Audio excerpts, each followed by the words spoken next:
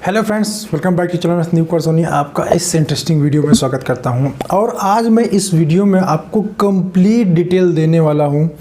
अगर आप अपनी फार्मेसी शॉप को ऑनलाइन लेके जाना चाहते हैं तो, या फिर आप ऐसे कोई बंदे हैं जो ऑनलाइन फार्मेसी स्टार्ट करने का सोच रहे हैं, प्लान कर रहे हैं, या दिमाग में ऐसे आइडिया है कि यार हम ऑफलाइन ना ओपन करके ऑनलाइन ही अपने बिजनेस को स्टार्ट करेंगे। ठीक है, तो ऑनलाइन फार्मेसी से रिलेटेड फ्रेंड इस वीडियो में in depth and complete detail में आपको दूंगा। ये वीडियो देखने के बाद आपके दिमाग में पूरा बिल्कुल बैकग्राउंड क्रिएट हो जाएगा कि मुझे कौन कौन से स्टेप लेने हैं और क्या क्या मुझे करना है। ठीक है, तो वीडियो हो सकता है इनमें भी थोड़ा सा बड़ा हो जाए क्योंकि मैं यहाँ पे पूरे स्टेप को बहुत ही डिटेल में बताने वाला हूँ, कैसे चीज़ें होंगी, कैसे क्या सिस्टम है। ठीक है, तो जिससे आप समझ के वेबसाइट को डिजाइन कर सको, ऑनलाइन काम कर सको, अपनी फार्मेसी को ऑनलाइन लेके जा सको। ठीक है, तो ऑनलाइन फार्मेसी के बारे में पूरा डिटेल में यहाँ पे बात करेंगे। तो सबसे पहले स्टार्ट करते हैं फ्रेंड कि ऑनलाइन फार्मेसी, या फिर मैं बोलूँ कि फार्मेसी कौन से लोग स्टार्ट कर सकते हैं। देखिए, फार्मेसी सिर्फ और सिर्फ फार्मासिस्ट ही स्टार्ट कर सकता है। गवर्नमेंट एज पर अगर मैं गवर्नमेंट रूल की बात करूं तो ओनली फार्मासिस्ट के पास ही अथॉरिटी है कि वो फार्मेसी शॉप स्टार्ट कर सकता है, मेडिकल स्टोर ओपन कर सकता है। बट इसका मतलब ये नहीं है कि जिन बंदों ने फार्मेसी नहीं किया है वो फार्मेसी ओपन नहीं कर सकते हैं। ठीक है, जिन लोगों ने फार्मेसी नहीं किया है, अगर वो लोग भी चाहते हैं कि मैं ऑनलाइन फार्मेसी स्टार्ट करूँ तो उसके लिए उनको एक फार्मासिस्ट हायर करना पड़ेगा। ठीक है, बिना फार्मासिस्ट वो फार्मेसी ओपन नहीं कर सकते हैं, क्योंकि जब आप लाइसेंसिंग के लिए जाएंगे तो वहाँ पे फार्मासिस्ट के बिना लाइसेंस के मीन्स बिना रजिस्ट्रेशन के आपको लाइसेंस नहीं मिलेगा। ठीक है, तो सबसे पहला स्टेप ये है कि आपको एक फार्मासिस्ट की ज़रूरत पड़ेगी अगर आप फार्मासिस्ट नहीं हैं तो जो लोग नॉन फार्मेसी वाले हैं वो भी, और जो फार्मासिस्ट हैं वो भी ऑनलाइन फार्मेसी स्टार्ट कर सकते हैं। ऑनलाइन फार्मेसी के बारे में अभी मैं आपको एक चीज़ और भी क्लियर कर दूं, गवर्नमेंट का अभी तक कोई भी क्लियर कट रूल नहीं आया है कि इसके रूल्स रेगुलेशन क्या होंगे, कैसे बॉडीज़ होंगी, क्या रूल्स होंगे।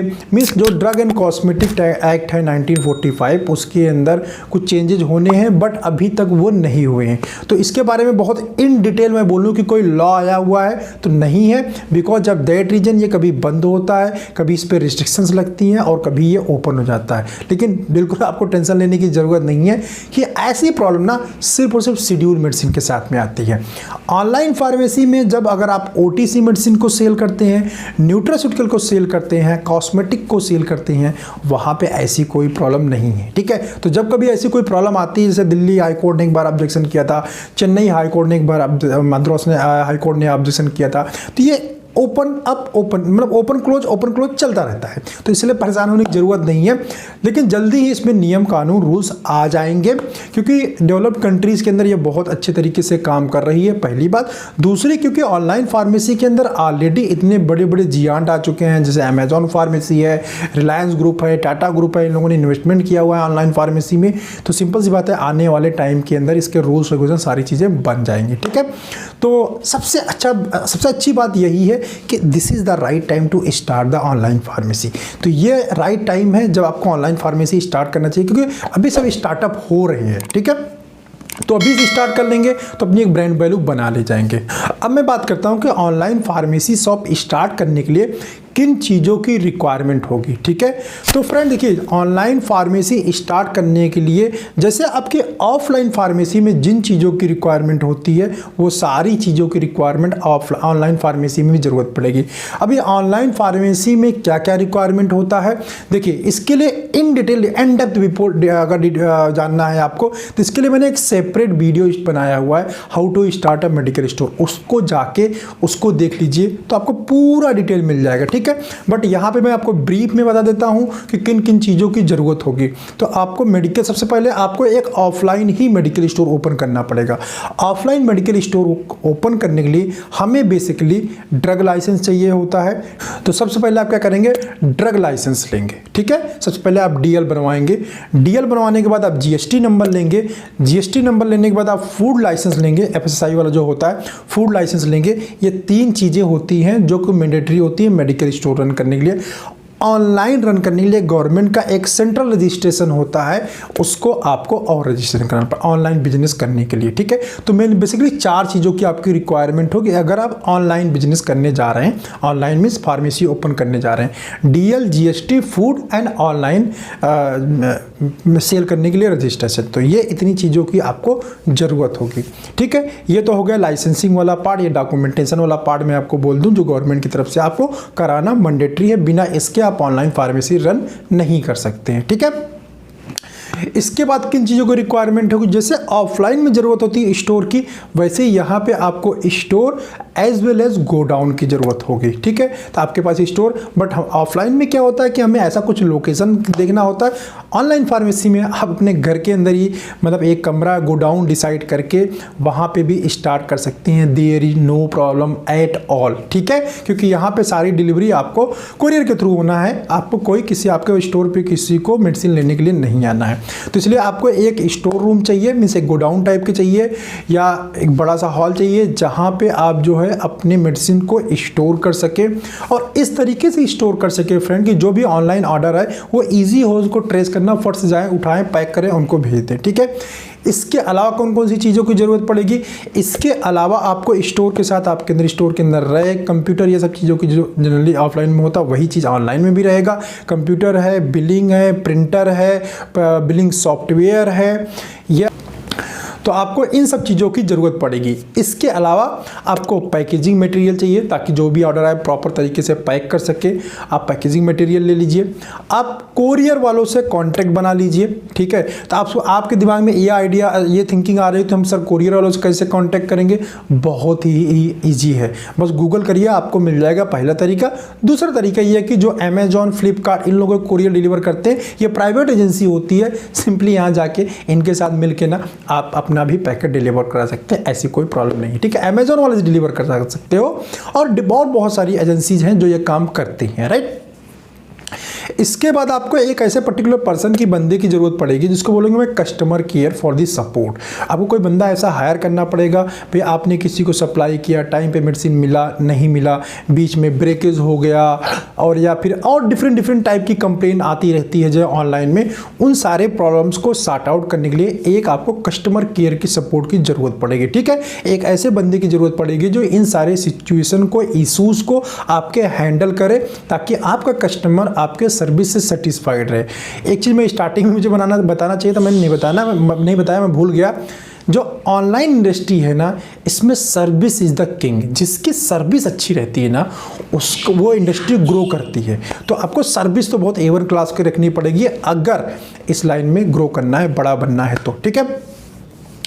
इसके बाद आपको बिलर की जरूरत पड़ेगी। बिलर मीन्स एक पर्टिकुलर पर्सन जो बिल करे। हाँ, ऐसा आप काम कर सकते हैं कि जो फार्मासिस्टों को इशू को ये चीज़ हैंड ओवर कर सकते हैं। अगर आपके पास फंड कम है, फिनेंस कम है, तो आप कम लोगों में मैनेज कर सकते हैं, ठीक है। इसके बाद पैकेज एंड शिपर चाहिए। दो चीज़, एक कई बार क्या होता है कि अगर आपका जो गोडाउन है या लोकेशन है वो सिटी के आसपास में है, तो जो कोरियर वाला आएगा वो क्या करेगा, आपके घर पे आएगा, लेके चला जाएगा, जहाँ भी जो आपका एड्रेस रहेगा वहाँ पे आएगा, लेके चला जाएगा। बट अगर आप किसी ऐसे लोकेशन में आपने अपना ऑनलाइन फार्मेसी डाला हुआ है, जैसे थोड़ा सा विलेज का एरिया है, स्मॉल टाउन है, और वहाँ पे कोरियर की कनेक्टिविटी नहीं है, तो ऐसे कंडीशन में क्या करना पड़ेगा, आपको खुद ही जाके कोरियर ऑफिस में सप्लाई पहुँचाना पड़ेगा। जिससे क्या होगा कि वो पैकेट आपका शिप हो जाए फर्स्ट, और ये काम फास्ट होगा। क्योंकि देखिए ऑनलाइन मंगाता है कोई भी प्रोडक्ट, वो चाहता है फट से मेरे पास में आ जाए, तो इसमें डिले नहीं होना चाहिए। डेली का डेली जो भी ऑर्डर आए, डेली के डेली जो है आपका शिपिंग होना चाहिए। फिर इसके बाद एक बंदा आपको चाहिए जो डेटा एंट्री के काम करेगा, जो पूरी डायरेक्टरीज को मेंटेन रखेगा, पूरे डेटा को मेंटेन रखेगा, कहाँ से क्या परचेज हो रहा है, कहाँ से क्या आ रहा है, कहाँ से क्या जा रहा है, मीन्स इंटायर आपके पूरे गोडाउन के डेटा को रखेगा, ठीक है। आप ऑनलाइन शॉपिंग जितनी भी हो रही है उन पूरा डेटा एंट्री से आप समझ सकते हो कि किन किन डेटा की जरूरत पड़ेगी, सारे डेटा को वो मेंटेन रखेगा। तो ये फ्रेंड 7-8 चीज़ें ऐसे थे, 7-8 पॉइंट ऐसे थे जो आपको ध्यान रखना चाहिए। ये आपको ऑनलाइन फार्मेसी रन करने के लिए मैंडेटरी है, कंपलसरी है, बिना इसके आपका काम नहीं चल पाएगा, ठीक है। कौन कौन सी स्टाफ, एक आपका फार्मासिस्ट जो कि मेडिसिन डिस्पेंसिंग करेगा, डेटा एंट्री वाला बंदा, शिपिंग वाला बंदा, ठीक है। ये 3 बंदे तो चाहिए। शिपिंग वाला जो है आपका पैकेजिंग वाला काम भी देख ला, पैकेजिंग एंड शिपिंग दोनों कर देगा। तो ये 3 बंदे तो आपको गोडाउन में होनी चाहिए। अब इसमें खुद देख लोगे आप कौन कौन सा काम कर लोगे, और स्टार्टिंग में चाहो तो आप भी पूरा कर लो, लेकिन यह है कि पहले से सिस्टम बना के चलोगे तो आपको फ़ायदा मिलेगा, ठीक है। तो ये पहला पार्ट है जो आपको सबसे पहले आपको बनाना है। अब क्योंकि हम ऑनलाइन सिस्टम की बात कर रहे हैं, हमारा स्टोर तो बाहर शो ऑफ नहीं होना है, तो मेडिसिन किसके थ्रू जानी है? वेबसाइट एंड ऐप के थ्रू जानी है।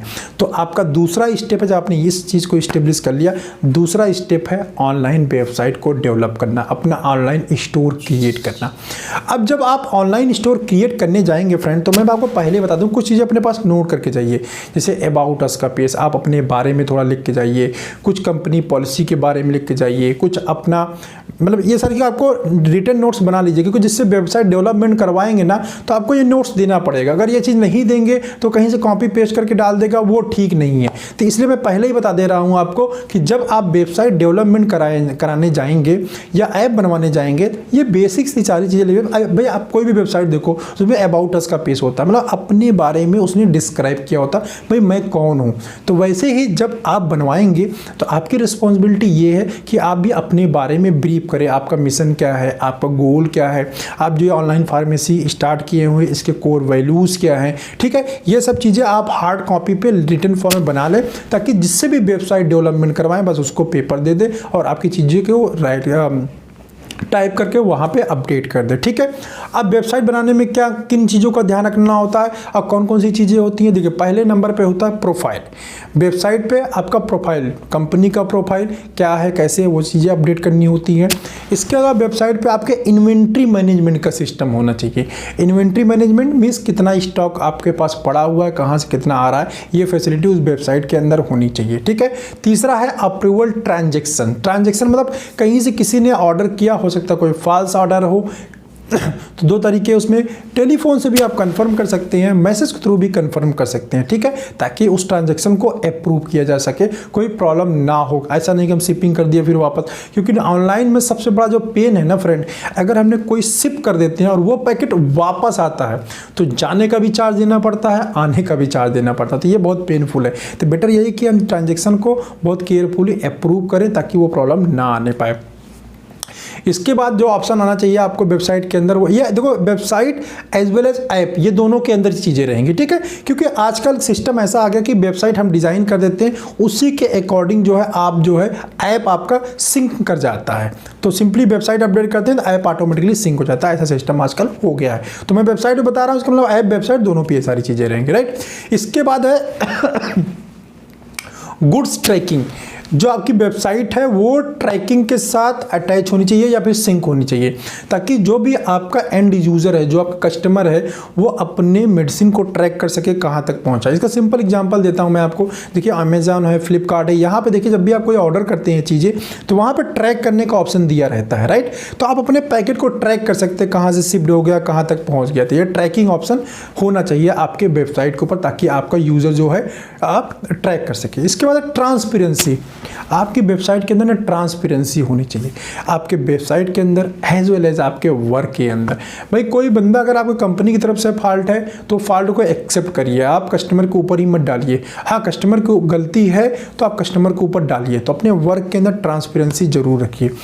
इसके बाद जब ऑनलाइन ये वेबसाइट आपने डिज़ाइन करा लिया फ्रेंड, ऑफलाइन आपकी स्टोर रेडी हो गई है, ऑनलाइन आपका पोर्टल रेडी हो गया है, ठीक है। और ऑफलाइन आपके स्टोर में मेडिसिन आ चुकी है। पहले मैंने ऑफलाइन के बारे में बताया कि आप गोडाउन में सारा मेंटेन करेंगे, वहाँ पे मेडिसिन मंगा लीजिए, ऑनलाइन पोर्टल रेडी है। इसके बाद जो तीसरा स्टेप है ना, तीसरा बड़ा स्टेप मैं जिसको बोलूँगा वो है आपकी ब्रांडिंग, ठीक है। बिना ब्रांडिंग के क्योंकि ये चलना नहीं है, तो ब्रांडिंग करने के लिए क्या करना पड़ेगा? सिंपली 2 तरीके से ब्रांडिंग किया जा सकता है। एक तो पहले आप किसी ना किसी डिजिटल मार्केटिंग को पकड़ना पड़ेगा। डिजिटल मार्केटियर क्या करेगा? वो आपको इंस्टाग्राम, आपके फेसबुक, यूट्यूब, इन सब जगह पे ऐड प्लेस करेगा। आप शुरुआत में टीवी ऐड पे नहीं जा सकते। अगर आपका फंड बहुत ही ज़्यादा है तो आप टीवी ऐड के लिए जाइए। अदरवाइज ये जो डिजिटल मार्केटिंग वाले ऐड है, जो इन सारे प्लेटफॉर्म पे, सोशल मीडिया प्लेटफॉर्म के ऊपर ऐड रन होते हैं, ये थोड़े सस्ते ऐड रन हो जाते हैं। तो यहाँ पे आप ऐड रन करिए, ठीक है। ऐड रन करिए, डिस्काउंट शो करिए, ये सब सारी चीज़ें आप इजीली जो है कर सकते हैं। हाँ, आप कुछ टाइम के बाद ये सारी चीज़ें खुद से भी चाहो तो कर सकते हो, इसे बहुत ज़्यादा टफ नहीं होता, बस आपको ना थोड़ी सी लर्निंग की ज़रूरत पड़ेगी और कुछ नहीं, थोड़ी सी आपको लर्निंग की ज़रूरत पड़ेगी, इसके अलावा कुछ ज़रूरत नहीं पड़ेगी। आप भी इसको कर सकते हो। ऐड कैसे रन किया जाता है, जैसे जब आप बार बार वही चीज़ करने लगोगे तो आप इस काम को खुद कर सकते हो। ठीक है, चलिए, ये तो मैंने आपको फर्स्ट सेकंड पार्ट बता दिया, वेबसाइट। तीसरा पार्ट भी मैंने बता दिया, वो है ब्रांडिंग। इसके बाद आता है friend fourth part. Fourth part में क्या होता है, कस्टमर एंड। अब हम कस्टमर एंड की, जब हम वेबसाइट का ही एक्चुअली ये पार्ट है, कस्टमर एंड। कस्टमर को आप फैसिलिटी क्या देंगे कि कस्टमर कैसे आपके वेब पेज पोर्टल को या आपका जो ऐप है उसको यूज कर पाएगा। देखिए, इसके लिए दूसरा सबसे अच्छा तरीका ये है कि जिन लोगों ने बना रखा है उसको देख लिए कि उसका यूज़र इंटरफेस कैसा है। यूज़र इंटरफेस ना बहुत ही ज़बरदस्त होना चाहिए। वैसे तो बहुत यूजर फेस, आप बहुत सारी ऐप यूज करते होंगे, ठीक है, बहुत डिफरेंट फार्मेसी की ऐप यूज करते होंगे। मैं आपको एक ऐप रिकमेंड करता हूं, उसका चाहे तो आप देख के यूज़र इंटरफेस देख सकते हैं, जो मुझे पर्सनली बहुत ज़्यादा पसंद है, बट वो फार्मेसी का नहीं है, वो एयरटेल वालों का है। एयरटेल मर्चेंट करके एक ऐप आता है, मैं अपने मोबाइल पे यूज करता हूँ एयरटेल मर्चेंट का। उसका जो डिज़ाइनिंग किया है ना इंटरफेस, यूज़र इंटरफेस, वो बहुत ही ज़बरदस्त है, बहुत ही बढ़िया लगता है। तो आप चाहे तो उसको डाउनलोड करके देख सकते हो, ये कोई पेड प्रमोशन या ऐसा कुछ नहीं है, ठीक है, मैं आपको बता रहा हूँ। तो बाकी आप जो ये फार्मेसी वाले हैं, इसका भी आप देख सकते हो यूजर इंटरफेस का मतलब होता है कि कोई भी कस्टमर आपके वेबसाइट पे आया हुआ है तो उसको कैसा एक्सपीरियंस मिल रहा है, कौन से प्रोडक्ट उसको सामने दिख रहे हैं, कौन से इसेंशियल प्रोडक्ट दिख रहे हैं, कौन से डिस्काउंट शो हो रहा है, उसको कितने अच्छे से आपका ऐप या वेबसाइट समझ में आ रहा है, उसी को बोलते हैं यूजर इंटरफेस। ठीक है, अभी मान लो कि उसको प्रिस्क्रिप्शन अपलोड करना है तो वो सर्च ढूंढ रहा है, यार कहाँ से प्रिस्क्रिप्शन अपलोड होगा, कहाँ से प्रिस्क्रिप्शन अपलोड होगा, भी उसको वो ऑप्शन ही नहीं शो हो रहा है। तो इन सब चीज़ों का आपको ध्यान देना पड़ेगा। वो इजीली जो है यूज़र इंटरफेस के या कस्टमर के पॉइंट ऑफ व्यू से बात करें तो आपके ऐप पे एज वेल एज आपके वेबसाइट पे देखिए प्रिस्क्रिप्शन अपलोड सामने दिखना चाहिए। इजी सर्च, ताकि आप वो अपनी मेडिसिन को सर्च कर सके, एज वेल एज उसका सब्स्टिट्यूट भी सर्च करें, राइट। आपका सब्स्टिट्यूट भी सिंक होना चाहिए। हाँ, मैं एक चीज़ आपको और बताना भूल गया कि जो आपका डेटा एंट्री मैंने मैनेजर बताया था, डेटा एंट्री वाले का काम वहाँ पे एक ये भी रहेगा कि आपके स्टोर के अंदर जितनी भी मेडिसिन है ना, उन सारी मेडिसिन का अपलोड करना, पूरा डेटा अपलोड करना, उन मेडिसिन के अलावा जो उसके सब्स्टिट्यूट है, कंपोजिशन है, इन सबको भी अपलोड करना पड़ेगा। बहुत heavy data first time upload करना पड़ेगा आपके पोर्टल के ऊपर, ताकि पेशेंट को ना बहुत ही कन्वीनियंट रहे जब आपका पोर्टल यूज करे तो उसको सारी चीज़ें वहीं पे मिल जाए। ठीक है, तो इसका इजी आपका सर्च होना चाहिए। इजी सर्च होने के बाद आपका ड्रग है, साल्ट है और सब्स्टिट्यूट है, ये सब इजीली वहीं पे, अगर वो कोई सपोज ब्रांड सर्च कर रहा है, राइट, तो ब्रांड के साथ साथ उसको उसका सब्स्टिट्यूट भी वहीं पे दिख जाना चाहिए, दूसरी कंपनी का, एज वेल एज वहीं पे जेनरिक भी दिख जाना चाहिए। तो इस टाइप का सिस्टम होना चाहिए जो ज़्यादा बेटर रहेगा। तो यूजर के लिए यूजर एक्सपीरियंस क्या होगा, बहुत ही अच्छा हो जाएगा। ठीक है, इस तरह से आप कर सकते हैं। इसके अलावा आपका ऑफर है, पेमेंट है, वो वहाँ पे क्लियरली मेंशन होना चाहिए। इसके अलावा कई बार क्या होता है, यूज़र ना बुक मार करके या फिर ऐड टू कार्ट करके भूल जाता है, तो उसके लिए आपका वहाँ पे मैसेजिंग सिस्टम होना चाहिए। आप मैसेज को इनेबल कर सकते हैं, मैसेज इनेबल करके, ताकि उसको 20-20 में जब वो अपने ऐप को रजिस्टर करेगा, मोबाइल नंबर आपके पास में आ जाएगा, तो उस मैसेज दे के रिमाइंड कर सकते हैं कि भाई आपने ये ऐड टू कार्ट किया हुआ है, परचेज नहीं किया हुआ है। ये देखिए बहुत सारी कंपनी रिमाइंड कराती हैं, ठीक है, ऐड टू कार्ट का मैसेज देती हैं, तो आप ऐड टू कार्ट का मैसेज दे सकती हैं और यूज़र अपने प्रोफाइल को मैनेज कर सके। ईजी टाइप का होना चाहिए। कई बार क्या होता है, जैसे मैंने एक एड्रेस दे दिया और अपने एड्रेस पे मैंने मेडिसिन मंगा लिया, अब मैं चाहता हूँ कि यार मैं उस एड्रेस को ना चेंज कर दूँ, किसी और एड्रेस पे मेडिसिन डिलीवर कराऊँ, राइट। या फिर क्या है कि मैं यार बाहर जॉब करता हूँ, मैं किसी बड़ी सिटी में, मुंबई में कहीं और जॉब करता हूँ, मेरे फादर रहते हैं मतलब इलाहाबाद सिटी के अंदर या फिर लखनऊ के अंदर रहते हैं, मैं ये चाहता हूँ कि उनकी मेडिसिन मैं ऑनलाइन डिलीवर करा दूँ। अभी वो बंदा ढूंढ रहा है यूज़र की, यार मैं इन्हें एड्रेस कहाँ से चेंज करूँगा, राइट। इस टाइप की बहुत छोटी छोटी सी प्रॉब्लम आती है जब हम पोर्टल की बात करते थे। इसलिए मैंने बोला कि जो यूज़र इंटरफेस होना चाहिए, बहुत ही उसका एक्सपीरियंस बहुत ही अच्छा होना चाहिए। और इन छोटी छोटी बातों को आपको ध्यान देना पड़ेगा कि आपका यूज़र आएगा, ऑर्डर प्लेस करेगा, स्कैनिंग अपनी प्रिस्क्रिप्शन को कैसे अपलोड करेगा, एड्रेस कहाँ से चेंज करेगा, बहुत बेसिक सी सारी चीज़ें जो है आपको मतलब आपके ऐप पे या वेबसाइट इजीली अवेलेबल होनी चाहिए, ताकि इन सब चीज़ों को कर सके। ठीक है, अपने प्रोफाइल को अपडेट कर सके, अपना एड्रेस अपडेट कर सके, ये सब इजीली अवेलेबल होनी चाहिए। ठीक, ये फोर्थ पार्ट मैंने आपको बता दिया, 4 पार्ट हो गए, ठीक है। अब हम बढ़ते हैं अगले सेगमेंट की तरफ। देखिए इसमें थोड़ा सेगमेंट वाइज किया ताकि आपको हर एक चीज़ ना बहुत अच्छे से समझ में आ जाए फ्रेंड, और आपके माइंड में बिल्कुल ना एक ब्लूप्रिंट बन जाएगी कैसे कैसे चीज़ें होंगी। अभी नेक्स्ट जो पार्ट है आपको, ये भी वेबसाइट डेवलप, देखो 2 पार्ट है इसमें, 2 ही पार्ट है एक्चुअली, एक तो ऑफलाइन स्टोर, दूसरा है ऑनलाइन स्टोर। अभी जो सारी चीज़ें मैं बता रहा हूँ ये ऑनलाइन जो आपका वेब पोर्टल उसी की ये पार्ट है, ठीक है। पहले मैंने आपको वेबसाइट डेवलपमेंट बता दिया, दूसरे कस्टमर एंड पे कैसे आपको चीज़ें इंटरफेस डिजाइन करवानी है वो मैंने बता दिया। अभी हम चलते हैं हम लोग फार्मासिस्ट एंड पे तो आपका फार्मासिस्ट एंड पे कैसे चीज़ों को आपको डिज़ाइन करवानी होगी। अब फार्मासिस्ट जो एंड होगा ये क्या करेगा, आपके बाहर जो यूजर होगा उसको नहीं दिखेगा, ये फार्मासिस्ट का पोर्टल होता है, अलग से वहाँ क्रिएट कर दिया जाता है ताकि वो अंदर ही अंदर चीज़ों को जो है देख सके, ठीक है। वायर दिख रहा है, सिंपली वो दिख सके, ठीक है। इसमें क्या होता है, फार्मासिस्ट के लिए सबसे पहले तो डेडिकेटेड इंटरफेस होना चाहिए। क्यों इंटरफेस होना चाहिए डेडिकेटेड? बिकॉज कि कोई क्वेरी आई, आपको कस्टमर केयर सपोर्ट जो सिस्टम है वो सॉर्ट आउट नहीं कर पाएगा, उसके पास हो सकता है मेडिसिन की इतनी नॉलेज ना रहे, तो वो क्या करेगा, उस कॉल को डाइवर्ट कर देगा फार्मासिस्ट के पास, right. As per government law ये भी होना चाहिए कि आपका फार्मासिस्ट उन दवाओं के बारे में पेशेंट को हेल्प करे, ये ऐसा रूल है।